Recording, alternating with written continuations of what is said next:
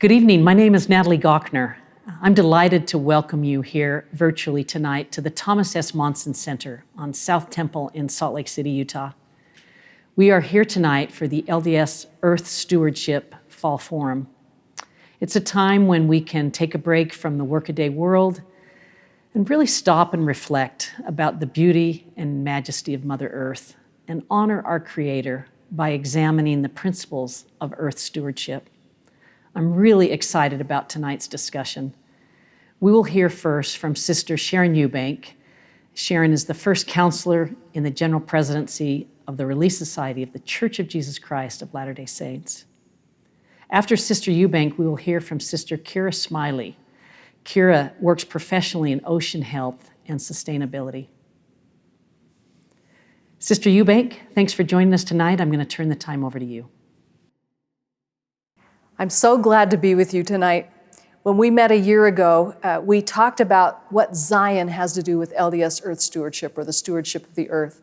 And you took the responsibility to think about some questions that were related to that, which I'm very grateful about. I asked 3 questions that all had to do with the building up of Zion and sort of the vision of the last part of the earth as we believe as Latter-day Saints. And I know you've been thinking about that. I thought I would just frame those questions for you again. And then I thought I'd just talk a little bit about some of my own experiences this year that have got me thinking a little more deeply. I'm really looking forward to the panel as we discuss some of the things that you've thought about and some of the things that the panel will bring. The first question was, when we waste what others desperately need, what are the ramifications to our physical hearts and our unity? I had no idea when I asked that question that we would have a pandemic in 2020. And as a humanitarian, I've been raised on those stories from the Depression, the Great Depression in the 1930s, when farmers could not afford to harvest their crops, and so they let them just rot in the field. It's the beginning of the Latter-day Saint welfare program, because the stakes in Salt Lake City organized people to go down to Utah County and harvest the apples and the onions so that they could then keep them. And they started a cannery and different things from that. But I never expected in the year 2020 that I would see that same kind of situation. But the pandemic forced a lot of things on us that we had not seen in a very long time. And I was as shocked as many other people to see pictures from around the country in the New York Times of dairy farmers who supplied milk to schools, but nobody was meeting in schools, and there was nowhere to sell it, there was nowhere to put it. So they were dumping it in fields for fertilizer. There were potato farmers and onion farmers who could not afford to harvest those because fast food restaurants weren't serving potatoes, and there was no place for the market to absorb them, and they were just rotting. There were really creative people, university students, communities. Latter-day Saint Charities was one of them that thought, this can't be. And so they came up with creative solutions on things to do so that with that food so that it wouldn't have to be wasted. You can see in this photo that one of the things Latter-day Saint Charities did was to go down to the dairy farmer exchange and buy the excess milk and then turn it into cheese. We used a producer up in Logan, Gochnour Cheese, and they turned that excess milk into Swiss cheese. And then we turned around and put that into the trucks that went out to supply the food banks. Because at the same time that this food was being wasted, hunger was exploding in the United States and in many other places. We also dried that milk. We dried those potatoes so that we could ship them to other places around the world. I'm really proud of the people who came up with creative solutions to that shocking waste. And I know that there are other wastes that we can think about with creative solutions that we can go forward when we try. So that was something from my own experience about that first question.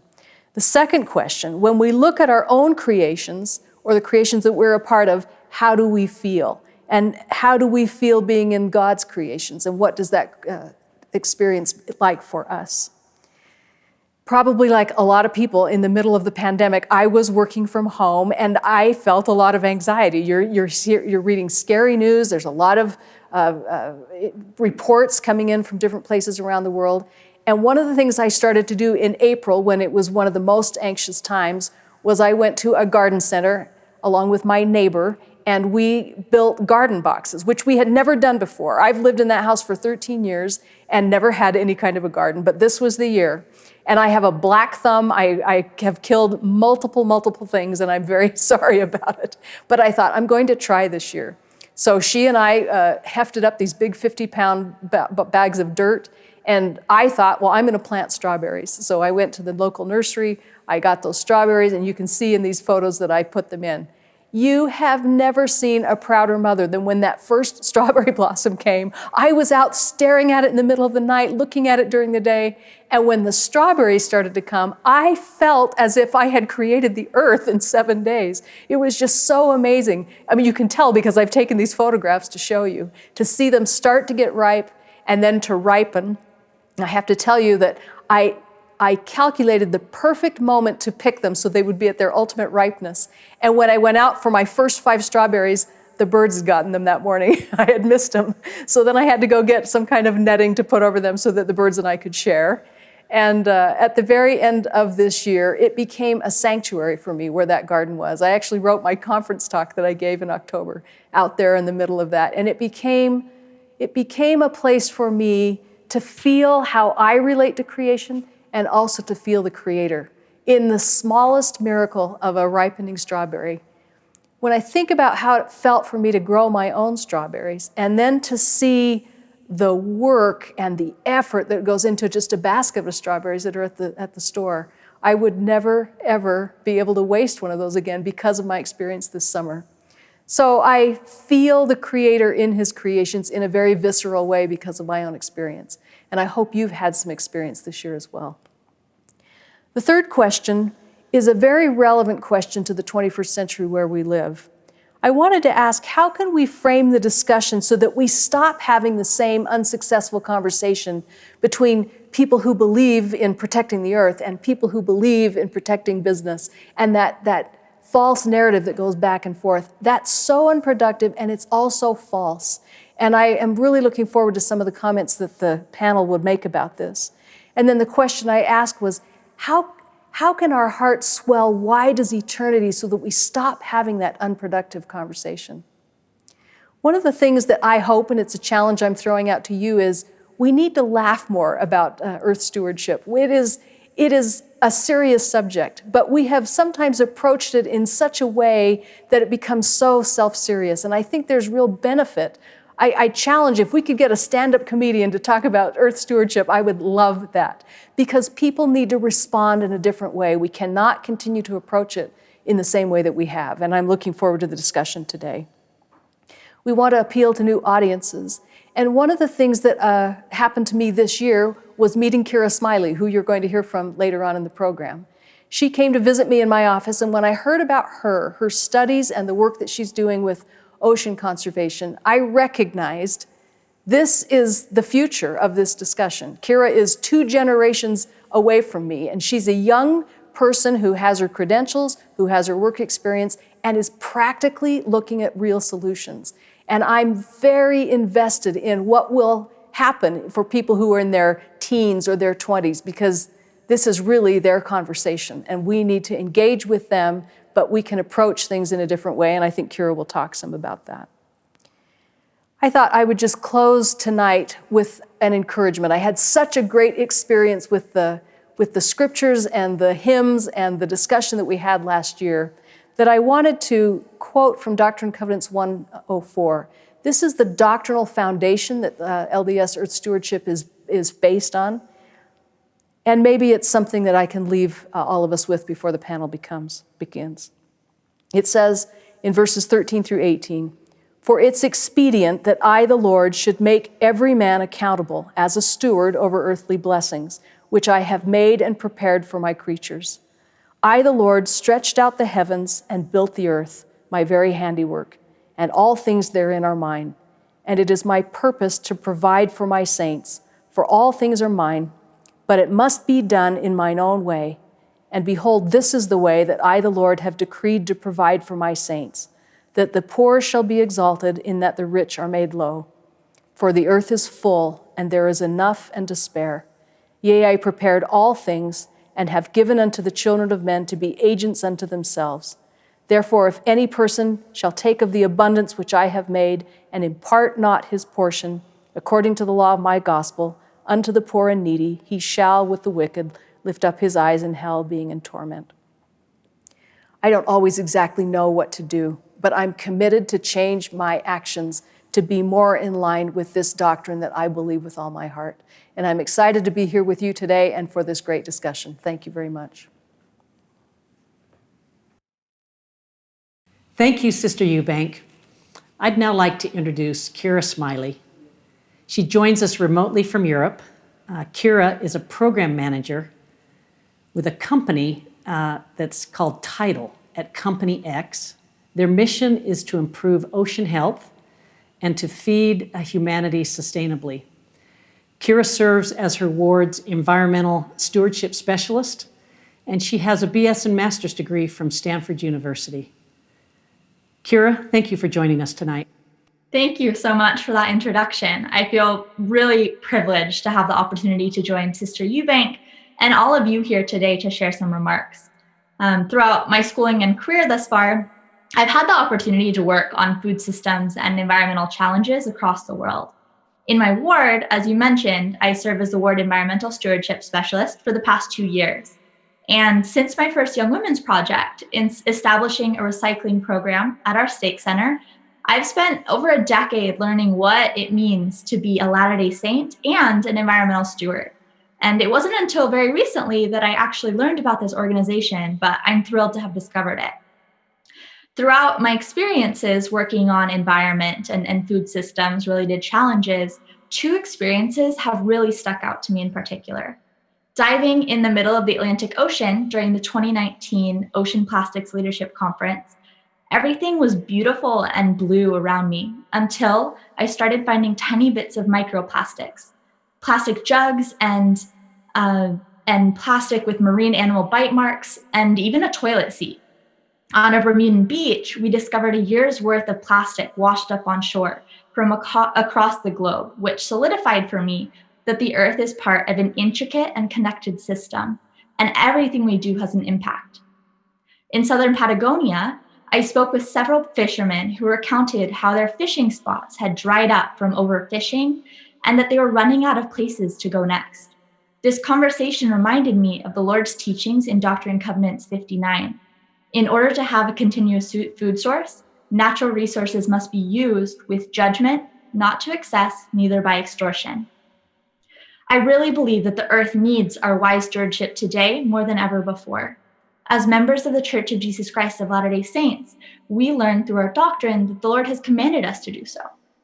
Doctrine and Covenants 136 reads, "Thou shalt be diligent in preserving what thou hast, that thou mayest be a wise steward." President Russell M. Nelson has taught, which Sister Eubank quoted last year, that as beneficiaries of the divine creation, what shall we do? We should care for the earth, be wise stewards over it, and preserve it for future generations. And we are to love and care for one another. So what can we do to show our gratitude and charity for the earth and for each other? Personal conviction is the first step. Within the family unit, establishing love for the earth and all of its creations early will help deepen that innate desire we have to care for the environment. Just as the sons of Helaman were taught on their mother's knees as children, so too was I taught at an early age about nature and the environment from my mother and grandmother, learning to love and respect the environment while growing up near the forests of Oregon and Finland. The LDSES website has an extensive list of actions for individuals and families to undertake, ranging from investing in more energy efficient appliances, reducing water use and single-use plastics, using public transportation when safe now and available, and reducing paper use at church, and doing community environmental service projects, among many others. If you haven't yet, I highly encourage you to visit the webpage for more ideas. However, I suspect that many of you are doing many of these things and wonder what you can do to take your actions to the next level and cause even broader change. One day-to-day choice that has a significant impact on our earth is food. What and how you eat matters. In the US alone, 40% of food produced goes to waste, which both causes greenhouse gas emissions 25 times stronger than carbon dioxide and contradicts what the Lord taught of using his resources. Most of the food you buy often comes with plenty of plastic packaging, but taking steps to avoid this whenever and however possible and preventing food waste has enormous impacts.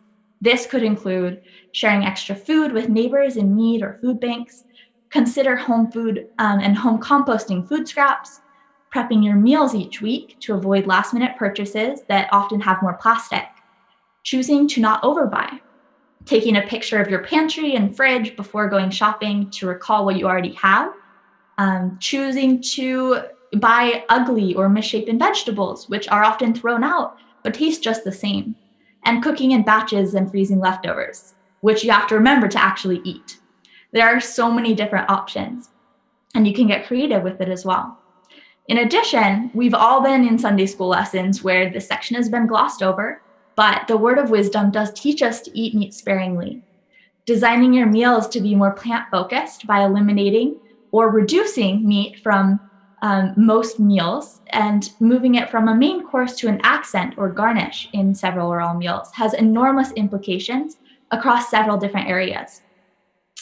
The meat industry is unfortunately responsible for about 15% of global human-driven greenhouse gas emissions, and mostly driven by beef. This uses significant land, water, and energy and causes runoff into rivers that causes harm to aquatic life downstream. But even more so, to satisfy this growing global demand for meat in excess, cattle ranching has become the largest driver of deforestation in every Amazon country, which has major implications on the biodiversity there and can even impact weather patterns. But I know that changing your lifestyle to adopt new food, energy, and transportation habits may seem really challenging. But just as when we choose to follow certain standards of dress and language, committing once to follow these principles will make it so much easier than having to make that same choice day after day.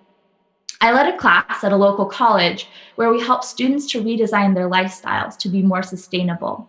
And one activity that I taught was to storyboard out your day with all of your new choices while still meeting key needs such as health, warmth, and safety, and then to test it out.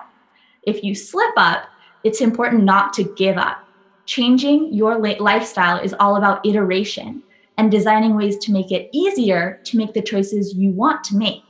If something doesn't work, try something else. Similar to exercise, you need to find ways to integrate new habits in a way that works for you, or you won't do it.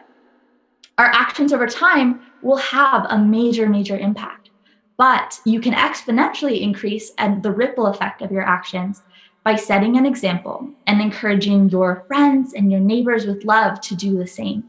While many of the actions associated with environmental stewardship and sustainability have been incorrectly and tragically politicized, if each of us can successfully share the connection between environmental stewardship actions and their root gospel principles, we will have so much more success in helping to transform our communities and our world.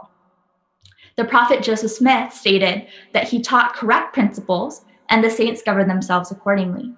Please note that in addition to having the knowledge of these principles, the saints also had the motivation and the desire to keep them because they recognized their source as being the Lord and trusted that acting on these principles would ultimately be for their own benefit and that of Zion. I mentioned my Young Woman Medallion project at the beginning of my remarks. Ultimately, this effort unfortunately failed. While I and another young woman set up the bins, posted signs and instructions, and spent many weekends emptying the recycling, we did not sufficiently teach our ward and stake the gospel principles connected with this new system.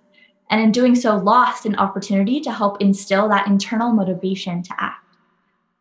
To encourage future generations to protect our planet, we can also choose to actively involve children and youth in environmental stewardship activities.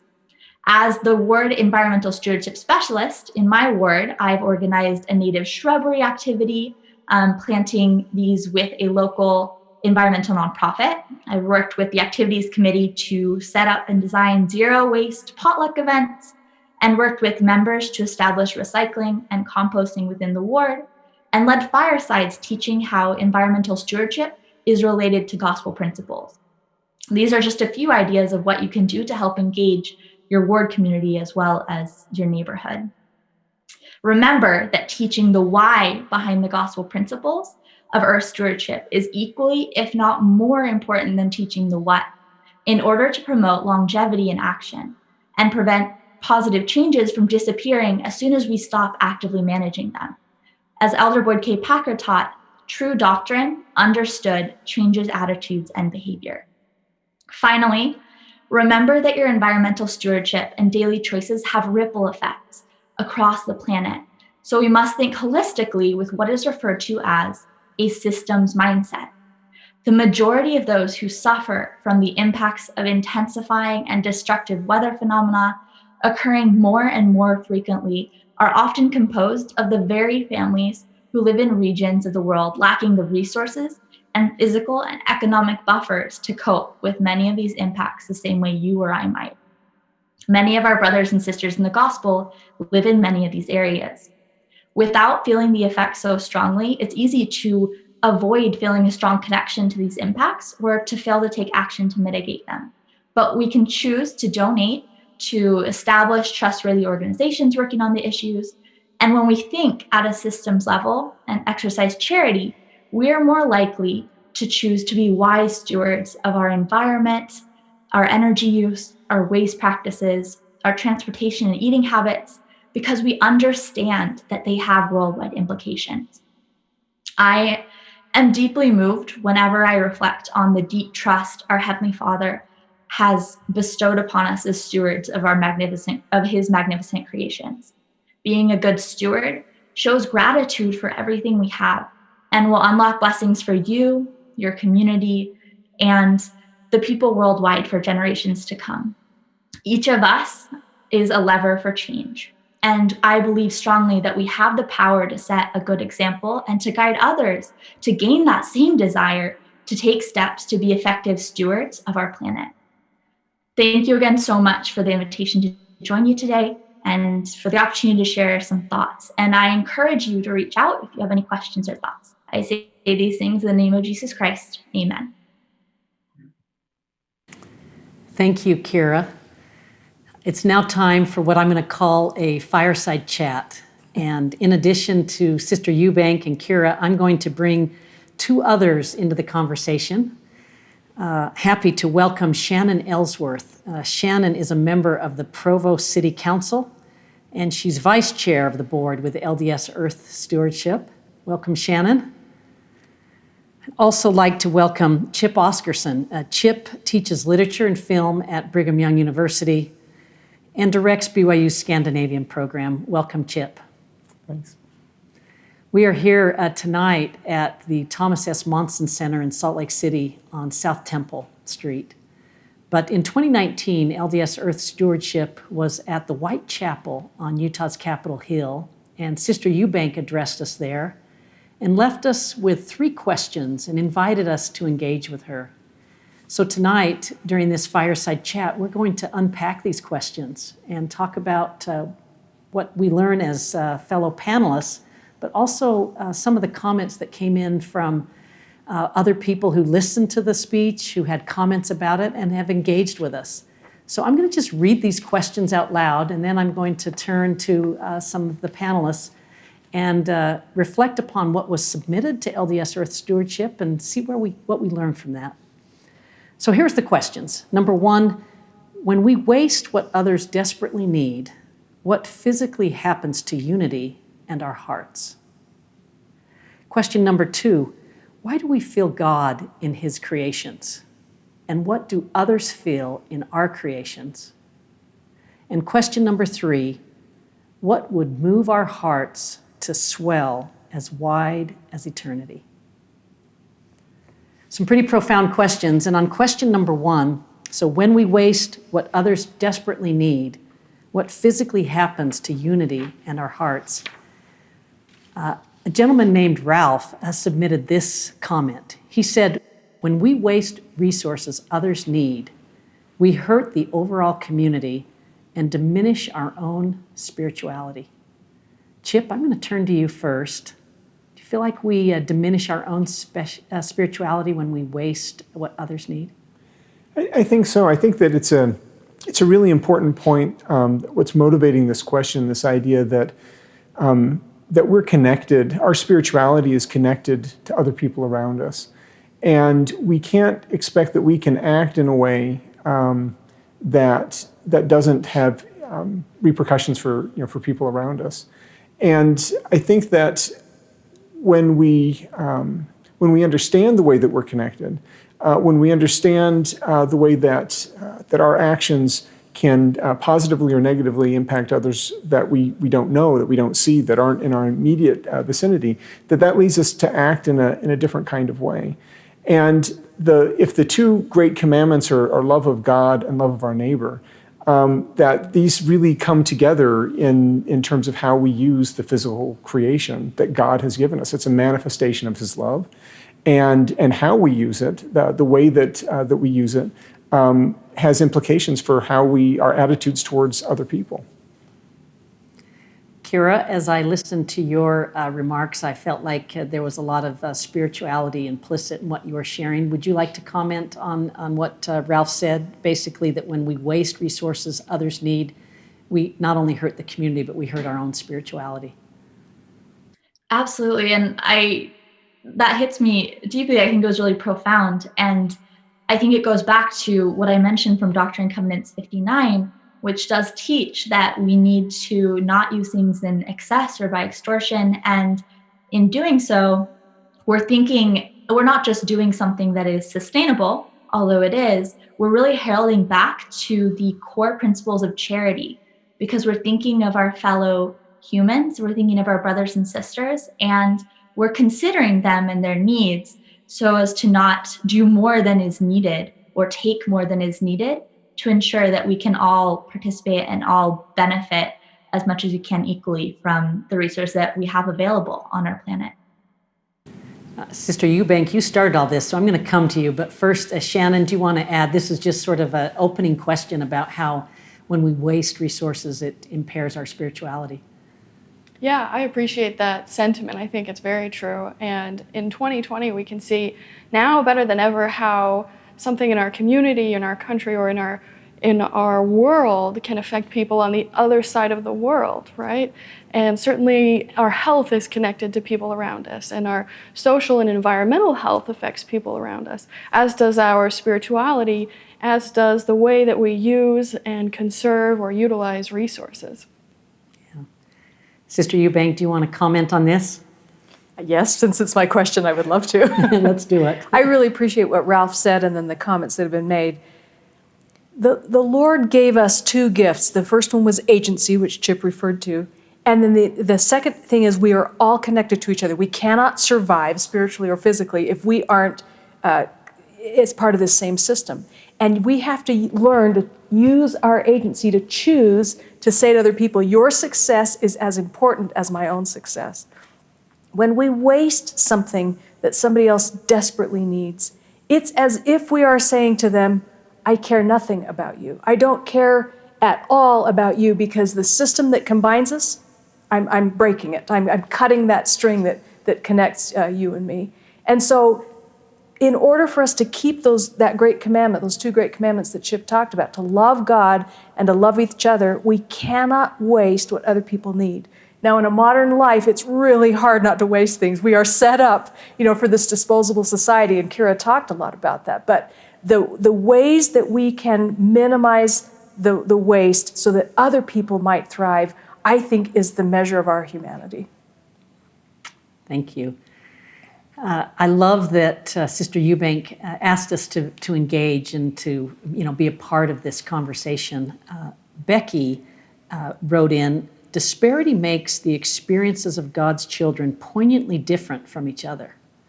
At the same time, that's our reality. We also know we're commanded to be as one. If our use of resources is impeding our ability to see others as brothers and sisters, as equal heirs to the kingdom of God, then I think we're using them wrong. And then she writes, we can move towards greater unity by thinking outside ourselves, letting our heart lead us to be careful consumers. Mm-hmm. So Shannon, careful consumers will help us be more unified. Do you buy that? Yeah, this makes me think of this concept of everything that our heavenly parents gave us. They gave us so much, and all they really ask in return is a little bit. And our parents here on earth have given us so much, And all they really ask for in return is a little bit. And this maternal planet that we live on gives us so much, and in return, we just need to give a little bit. So I think that ties into this idea of being a careful consumer, or as Elder Maxwell used to say, a consistent environmentalist, in returning a little bit or being conscientious in how we use these resources. Shannon, did I hear you right? You said maternal planet? Yes. I like that, and I noticed Sister Eubank smiled as you said it. Sister Eubank, what does that mean to you when you hear maternal planet? Well, you know, I automatically think about Moses 7, where Enoch sees the earth and that she cries and groans because of the pollutions that are upon her. And I think that's specifically for our day. It's more true in our day than any other day. And in my earlier remarks, I referred to the food waste that's happening in the pandemic and how shocking it was to see milk that was being dumped in fields that, you know, we hadn't seen since the Great Depression, because we didn't have use for that milk because schools were closed and there was nothing else people thought to do except to just dump it into fields as fertilizer. But what I love are the people who said, they didn't say, there's nothing I can do about that. There were creative university students, there were people who worked at Latter-day Saint Charities and other places who said, we have to do something about that. We can't stand by and watch that kind of large-scale waste. And then they found something to do about it. And so I was really happy to report about that. And I love that spirit of not standing back and saying, there's nothing I can do about that, but recognizing I can find something to do about that. Chip, you have 4 women talking about being careful consumers and how it unifies us. We're talking about maternal planet Earth. We need your perspective here. Well, I agree with what's been articulated. I think that one thing that maybe folds into this a little bit is that we get sometimes too caught up in our idea of ownership. And this is what I think several people are getting at. If we remember that everything we have is a gift to us, right? That we think about it in terms of a gift, that it invites a different kind of gratitude and a different kind of understanding of our responsibility of what to do with the things that we've been given, right? If they don't belong to me, in the way that sometimes we talk about belonging, that they're gifts to be returned. And I'm more careful with a gift, right? When I think of something as a gift, I'm more likely to value it, to cherish it, to take care of it, not to use it to excess. And I think that part of the problem is that there's a lot in our modern society that invites us to think that we deserve it, that we own it. And those kinds of attitudes, I think, can be really damaging, both in terms of how we treat what we have been given, but also how we make these gifts available to others, right? That this is the idea of stewardship. I don't own it. I'm taking care of it. It's on loan in a way, or it's a gift. I like the idea of a gift. Chip, let's stay with you for a minute. I've got another comment that came in to LDS Earth Stewardship. This is from Tavita. Tavita writes, the second great commandment after loving God is to love your neighbor. I see 2 important interpretations of who our neighbor is. I've come to see neighbor as also including animals and plants. They're also your neighbor, and you should take care of them and love them. So, Chip, I'd love to hear you expound upon that as someone who's an expert on these types of topics. Yeah, I think that's a really great comment to think about how we exist in both human communities as well as ecological communities. And just like we are responsible and have agency within our human communities and can build those and we can make them stronger, more vibrant, more resilient, so too we can do this with our ecological communities. And we have very interesting and unique doctrine regarding how we see the rest of creation, that we believe that everything has spirit. And we can't undervalue what the implications of that is, that all these things around us have their own purpose in creation. And that's to be respected. And that part of our stewardship and our responsibility is to help these other things that are different than us to live up to the measure of their creation. And our ability to feel charity for for something that's different than us, right? That this starts in understanding the way that people are different and being able to show charity towards other people. But so too, having charity towards things that are radically different than us, that have more legs or eyes than us, that don't have legs, that grow in the ground. This is a test of our ability to love and to show love, to show forbearance, to show patience and kindness and mercy. I knew, Chip, you were the right person to start with on that. That was wonderful. And the notion that everything has spirit and everything has purpose. Rather than direct a response to that, who wants to jump in there? Because Chip gave us a lot to think about. It looks like Kira. Go ahead, Kira. Yes, it reminds me of the teaching that we have from the scriptures of love your neighbor as yourself, love a neighbor as thyself. And I think that just as Chip said, and as the comment said, when we're thinking in that holistic perspective, in that systems mindset, we can love equally beyond just our neighbor next door, but realizing that every action we have is connected across the planet and has implications across the planet. And so love ends up being, we're an action-driven faith. And so when we take action and when we want to show love, the two are connected, and we can't pontificate on these things and talk about Earth stewardship without then really expressing our love through actions and through the way that we behave. And that can be increased by magnitudes when we understand that each creation, every living thing, does have a spirit and has a right to grow and thrive just as much as we do. Shannon, so Tavita says that animals and plants are our neighbors. I'd love to hear you comment. Yeah, I think that's a beautiful concept. I have spent many of my teenage years on the family farm, and every day I was interacting with horses and cows and chickens. And for me, it was a truly impactful experience to see a horse be born and then have a personality, have needs, have good days and bad days, and then eventually die, which was for me an extremely impactful experience, a very powerful and spiritual experience to see that something God created has life in one moment and doesn't have life in the next moment. It's a very powerful, and it's a testimony of life and of the sanctity of life. And I just really appreciate the lessons in life that God has given me through the animal kingdom. Some of those are in the Old Testament, some are in the New Testament, some are about pioneers and their experiences with animals. And to me, the animal kingdom is part of that, part of the fulfillment of the measure of their creation is to teach me something. So I'm grateful to God for that. Very nice. Well, I'm going to go on to question number 2. Before you go on, could I just comment one more time? You sure may, please. I just, as I listen to Shannon's comment, I think about plants and animals in the animal kingdom. They have a voice, but it's a very subtle voice, and it's very difficult for them to compete with us when we're at the top of our voice.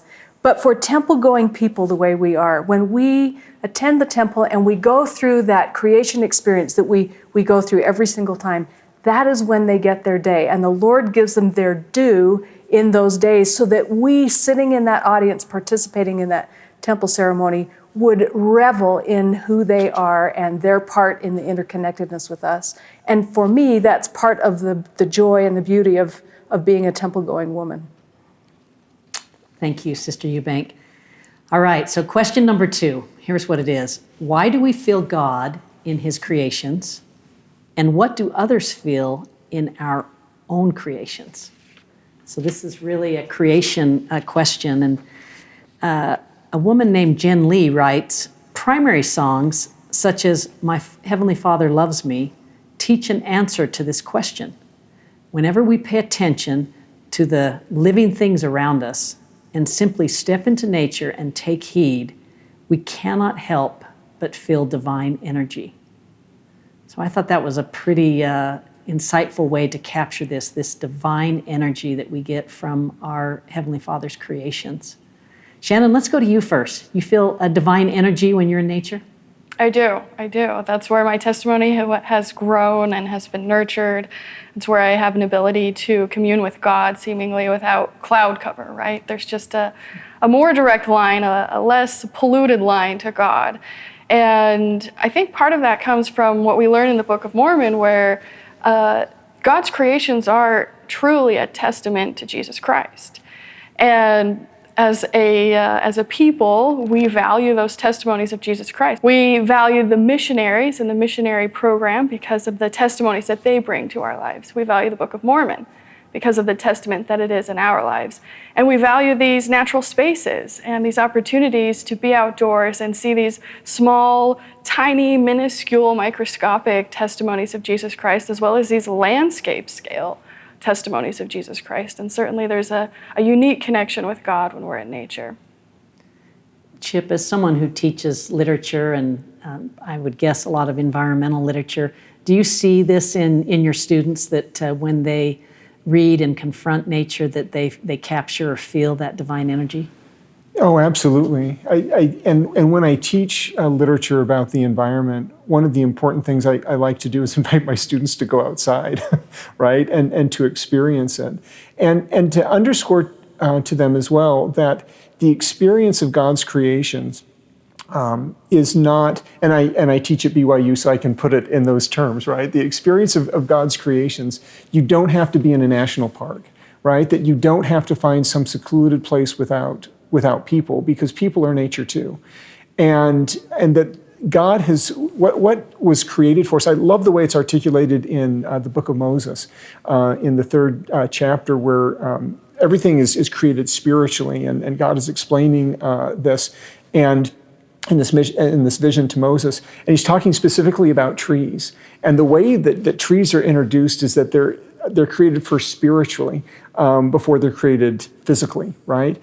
And as they're created, I think 3 different times in this verse 9, he talks about their aesthetic qualities, that you could behold them and they were good and they were right, and 3 different times, and then finally says, oh, and they're useful too, right, for food and other things, right? That there's these things are also meant to be used. But if we remember these aesthetic qualities that you're alluding to, it invites us to have a different kind of relationship to them. They're not a kind of an inner resource to be used up, but something for us to be in a relationship with. And that relationship tests our love and our capacity to relate, to other things, which is a divine attribute, right? To relate to things that are different than ourselves. And we need to be inspired by these things, by both the beauty of creation as well as the art that helps us to see it in new and different kinds of ways. Kira, I'm going to come to you with this next comment. A gentleman named Phil wrote in about the notion of sauntering instead of taking a hike, and he quotes John Muir. So let me read this. Phil says, I believe that when people sincerely seek a connection in nature, it's impossible not to feel something. Rather than passing through nature on our way to a destination, searching for holiness along the way will help us recognize God's presence. That's so funny, because when the previous people were speaking, John Muir actually came to mind. So it's great to have Phil bring that up as well. I think my nature is to try and go as fast as I can to the next thing and to the end. But over time, I've learned so much about being able to take in those tiny details and appreciate the journey. And I think that in doing so, I've gained such an appreciation for the beauty in all the nature that's around us, and to be able to notice when there are slight changes. And I think that when we saunter, then we're actually better able to notice how we're having an impact and notice those nuanced changes, which helps us key in to the system and how the earth is a system, so that we can better think about our influence and think about how to mitigate any kind of damage that we might cause to the environment and to our planet. And really keying in and sauntering, like Phil said, allows us to get the detail that helps us see those connections. And that will help us to better appreciate and act with that systems mindset. Thank you for sharing that. Anyone else in our fireside chat here want to talk about sauntering? I'll talk about sauntering all day long. Let's do it, Sister Eubank. You know, I had a friend who contracted pancreatic cancer, and so I said, let me come down and visit you. So I drove to where he lived. And he was a type A personality. We worked together, and like Kira said, there's just, I've got lists and I've got to have things done. I walked in his house and he said, what do you know about multiply and replenish the earth? And I'm like, hi, Lloyd. but he this is what the last thing he wanted to tell me. And he said, we think this is about having children, and it is. But it's about this great commandment to multiply and then allow creation to give us energy back. And if we just multiply, and we don't replenish, he said, we hurt ourselves and we don't accept the gift that God gave us. So sauntering is not about multiplying, it's the other stage about replenishing. And for someone like me who has a lot of energy and feels like I have a lot of things to do, that aspect has changed my life, and I'm really grateful for it. Really beautiful. Chip, how about your comments on sauntering? Yeah, both these comments and the original question itself leads me to think about the idea of creating, right? When we're sauntering, we're kind of, not so kind of driven on goal that there's this exploration that becomes possible, right? And I think that the agency that we're given allows us to be, invites us to be creative, right? And creation inspires creation, right? To be in creation. There's so much in our world today that invites us to be consumers, right? To not focus on how we are productive and how we contribute in different sorts of ways, but puts us in a passive position. And something as simple as President Kimball's admonishment to plant a garden, right? That what happens when you kind of take on that that role of helping creation. It connects you with different cycles and different beings and different things. You have to think in terms of different rhythms than maybe you do it in your typical work. And even if that is a small spot on a balcony where you can have a tomato plant or some herbs, there's still something I think that connects us and reminds us of something that takes us out of this trap where we are simply consumers that are being directed by whatever forces that are surround us, but that we take back our own agency in something that can be incredibly constructive for the things and the people around us. I certainly felt that with my strawberries this year. Yeah. It's a give and take, right, with strawberries, that you can't force them to do anything, that you have to be patient and wait for them and to give them what they need. And then they give you something that, where does a strawberry come from? It's carbon and water and sunlight. And it's a miracle every time you get a strawberry. So Phil, asked about sauntering. Jen Lee asked about divine energy. I've got one more on this question I want to bring up, and this one deals with spiritual DNA or a spiritual signature as it relates to nature. This is from Becky, and she writes, everything you create leaves a piece of you. So when we are in God's creations, we are witnessing His spiritual DNA. His signature is there on everything. On every mountain, every hillside, every cloud, every star, every sunset. As we spend time in nature and intentionally seek to recognize that spiritual signature, we can become more adept at witnessing the Creator. As we see it over and over, our eyes attune to that more carefully, like an art historian or a food critic. Really, really nicely said. Sister Eubank, I don't really usually want to go first to you, but I'll bet you love that response. I really love that response. Yeah. It's significant to me that one of the names of Jesus Christ is Emmanuel, which means God with us. And so I really resonate to that idea that His DNA, his expressive essence is in everything that He has created, so that He is with us as we experience the world that He made for us. And that really resonates with me. Invite the others to comment on this spiritual signature that's in everything that we experience in Mother Nature. Chip, let's go to you first. Well, I think that one of the things that this reminds us, again, is our kinship with both with God and with the things around us, right? That we're made of the same stuff, so to speak. And remembering this kinship is both motivates my actions, realizing my responsibilities to my co-creations, the things that that I inhabit creation with, but my responsibility to my Creator. I really like the the idea that we are fundamentally linked in these different sorts of ways. I think that too often there's been a false choice presented to us that we can either choose the environment or we can, other creatures, or we can choose people. And something that I really appreciate about what Sister Eubank has invited us to consider is that these are actually, it is a false choice, right? And that so often taking care of our fellow beings involves, well, you don't choose one over the other. And healthy environments usually lead to healthier people. And that this is a way to show this love. Yeah, interesting. Shannon, love to hear your thoughts. When I think about a signature on a painting, right, it's a reflection of who created that. And we know who created this world, and we know who created our bodies, one of the highest creations. And if we put down or we think less of or we have some negative opinion about God's creations, it is, in fact, Him and His Son and really these eternal beings it's these eternal beings that we are minimizing or not expressing gratitude for, turning our backs on.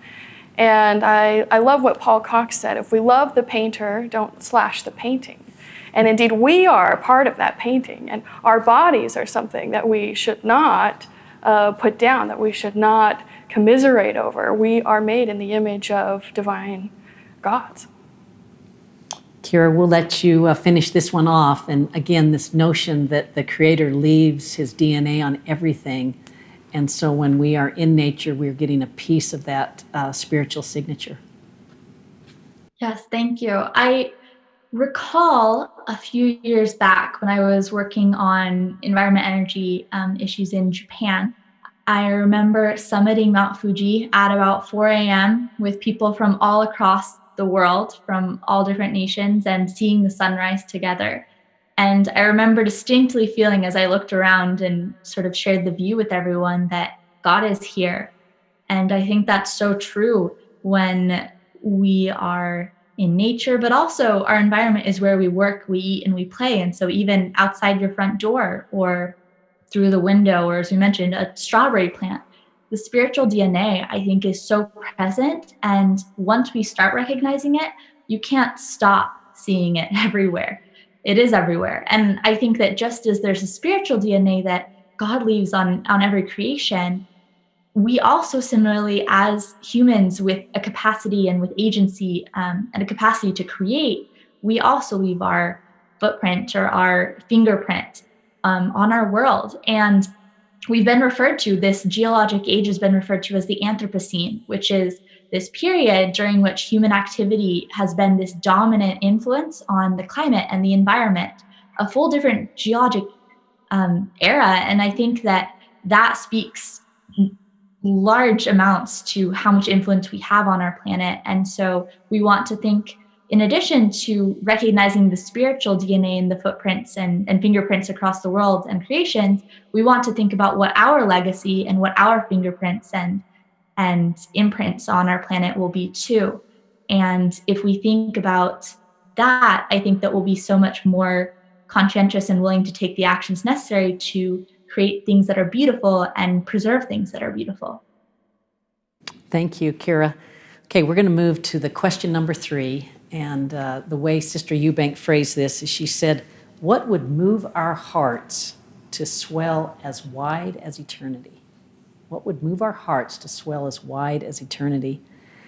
And one of the comments came from David, and it was very simple. Surrender to God fully and receive godly love.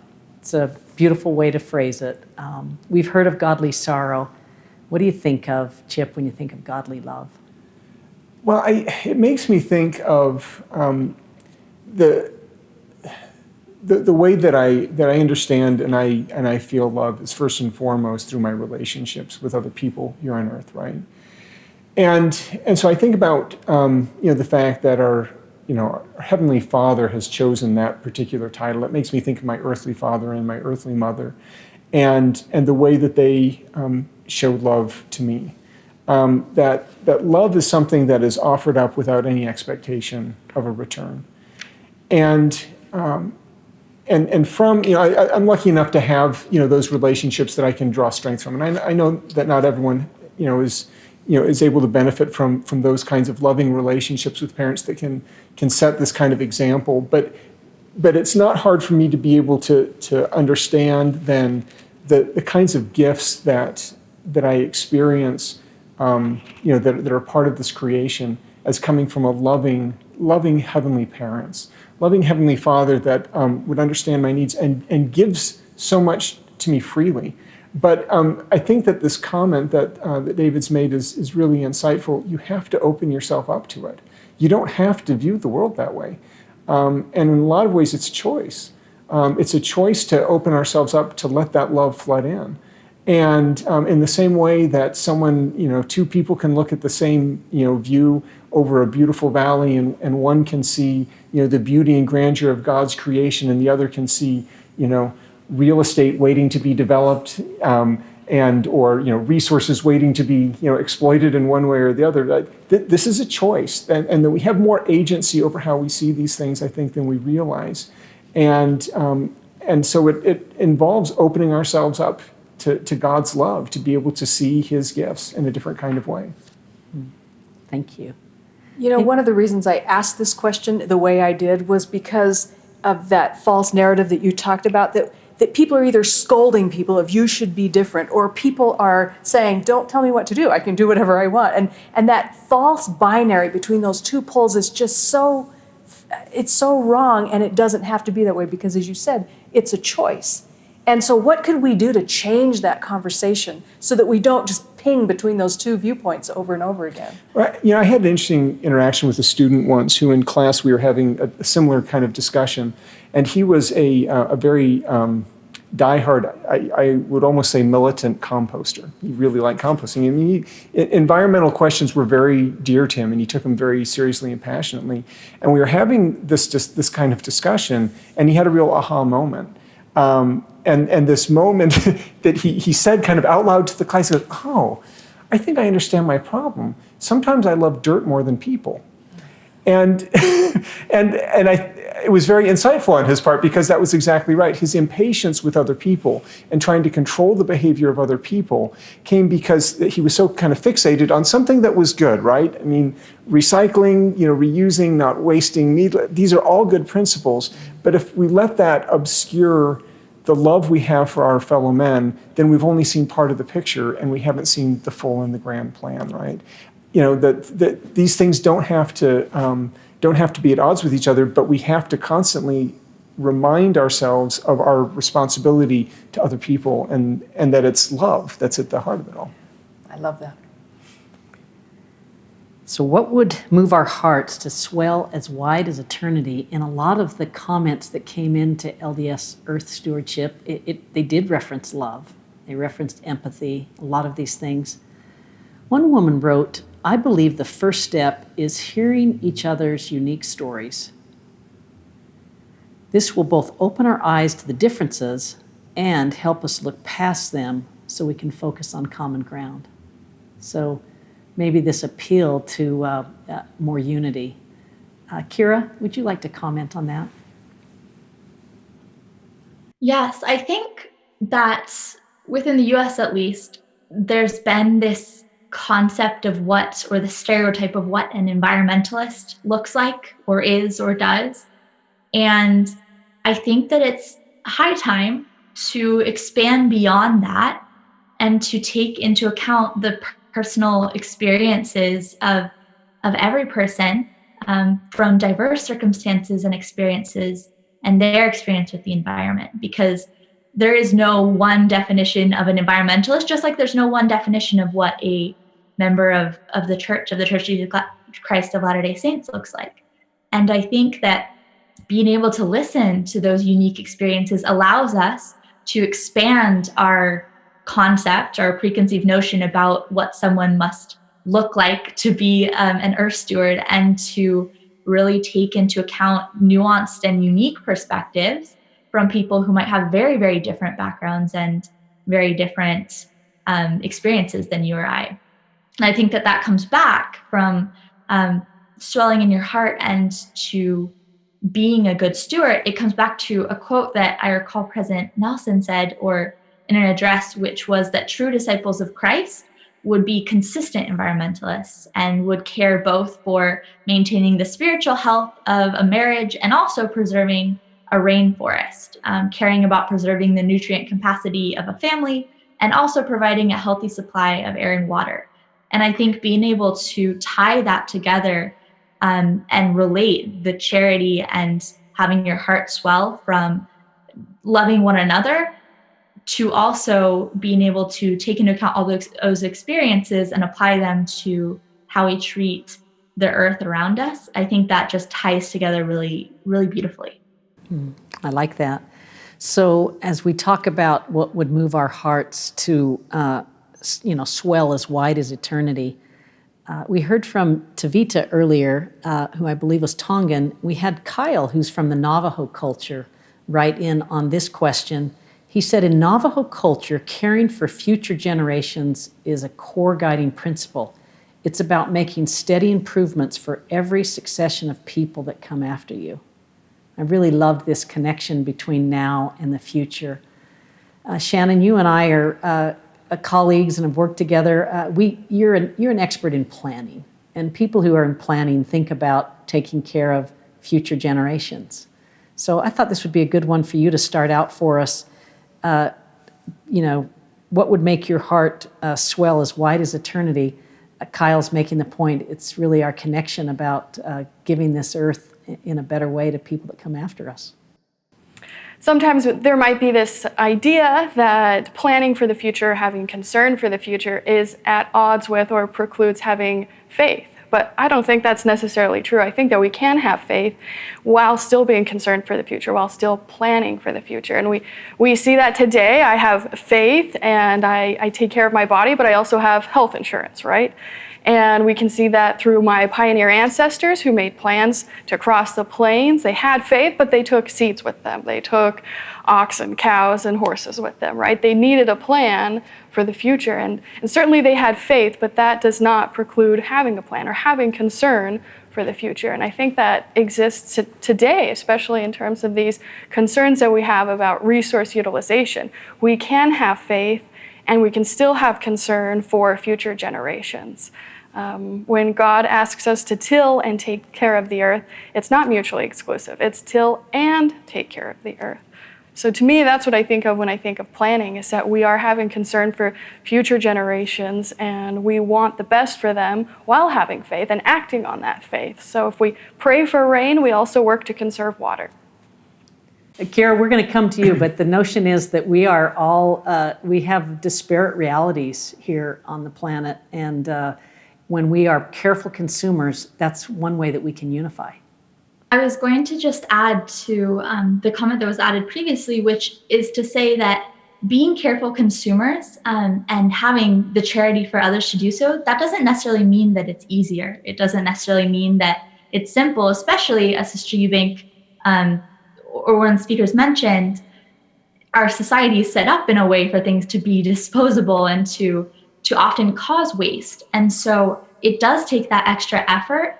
But I think that having those principles and understanding the core reason that we want to make the extra effort to be careful consumers and to think of our fellow people across the world and in our community will help be that driver to give us the fuel, per se, to be able to take those extra steps to be very careful and conscientious in the way that we consume and use the resources that we have.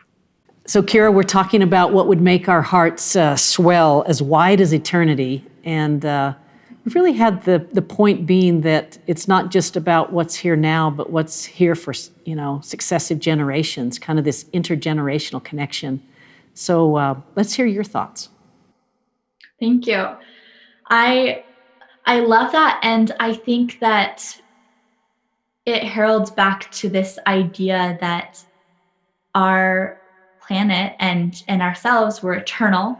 And when we think about having charity, it's almost two-dimensional, where we think about on one plane, those who are here now and what they need and how we can help and impact them in the environment. And we also think on another plane about the future and about the impacts of the past and what we have on the future. And in my remarks, I mentioned the importance of involving youth and young adults and the younger generation in creating this love and creating this innate respect for the environment and for our planet, and so that they internalize that and then take that forward in actions to come. And as someone right now, I'm in my mid-20s. I'm thinking about my future. I've just started a career. I've started thinking about what a family might look like someday.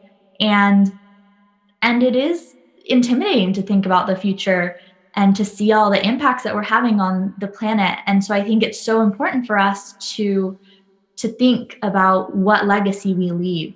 And it's going to be one that I inherit and that those younger than me inherit as well.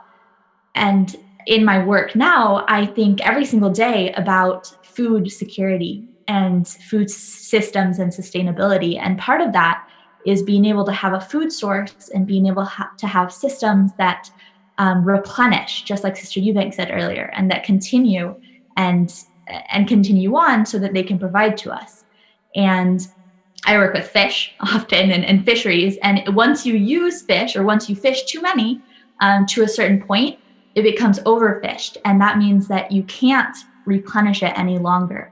And so when we think about future generations, part of that is being able to hold back and be temperate and take only what we need so that we can leave what is needed and allow the earth to replenish so that it can keep nourishing future generations and of ourselves in the future, of our children, our children's children, and so on.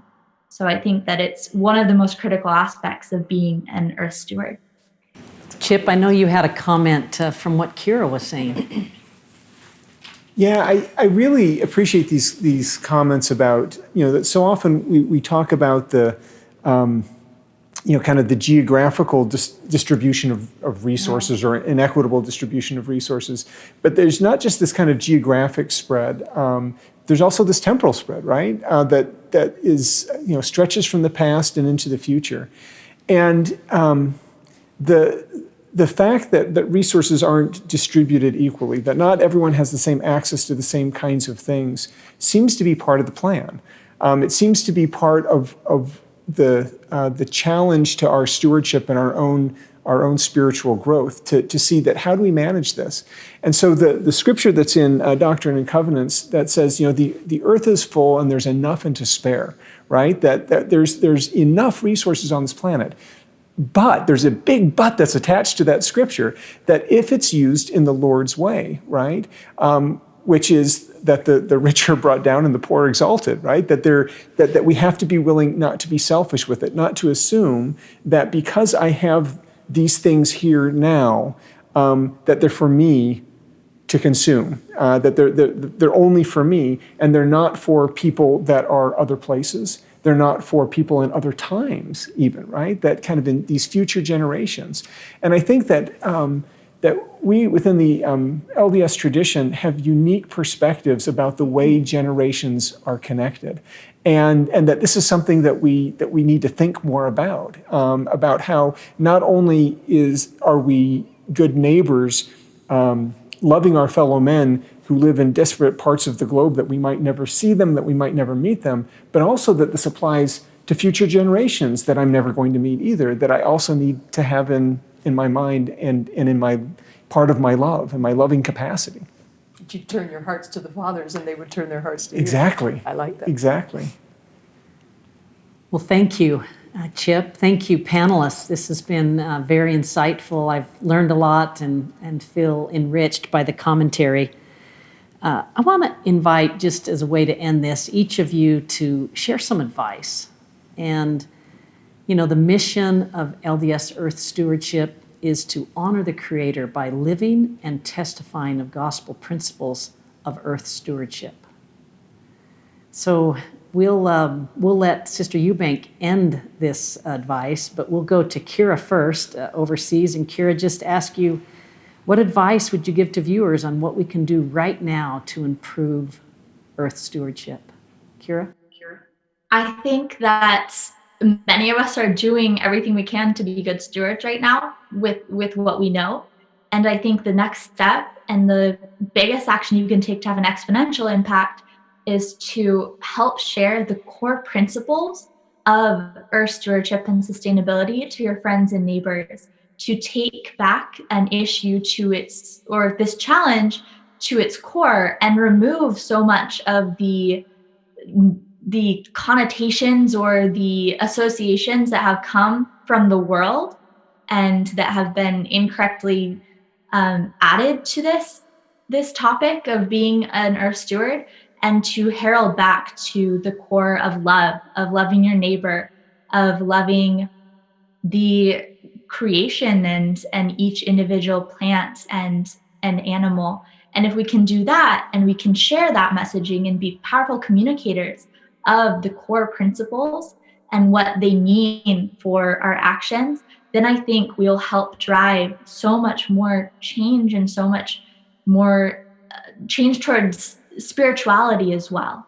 And so it's that communication and coming back to the core principles the Lord has taught us. Thank you, Kira. Shannon, what can we do right now to improve Earth stewardship?